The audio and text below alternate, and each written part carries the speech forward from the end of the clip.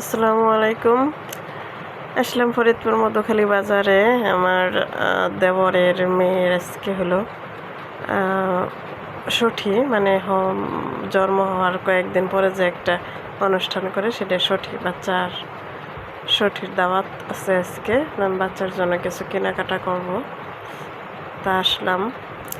এই হলো নতুন মার্কেট হয়েছে মধুখালী বাজারে, সোনাপট্টির ওদিক। বা মার্কেট অনেক বড়ই আছে। এই দোকানটায় আসলাম।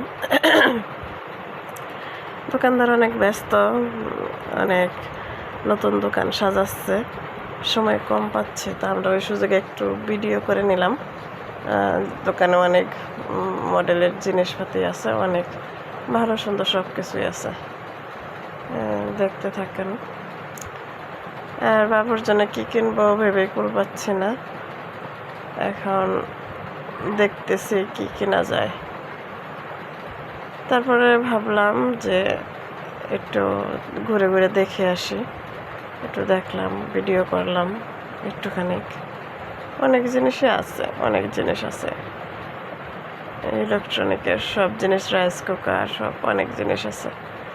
ওই পাশেও দিয়েও দোকানগুলো আছে অনেক ভারী। এগুলো দেখেন, বাটি কি সুন্দর সুন্দর সুন্দর বাটি, হটফট সব কিছুই আছে। যাই হোক, জিনিসপাতি দেখলে পরে আমাদের মেয়েদের অভ্যাস খুব খারাপ। এগুলো খালি কিনতে মনে কয়, মার্কেটে গেলে সংসারী কাপড় চোপড় এগুলোই কিনতে মনে কয়।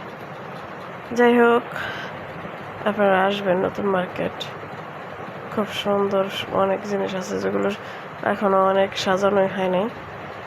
তা বাবুর জন্য কি কিনবো ভেবেই কুল পাচ্ছি না। তা ভাবলাম যে আপাতত এখান থেকে একটা কিছু কিনি।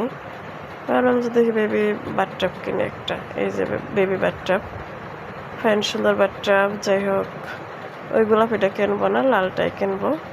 লালটা মোটামুটি বাবুর জন্য পারফেক্ট হবে, এই জন্যই এটি কিনলাম। সবাইকে আল্লাহ হাফেজ।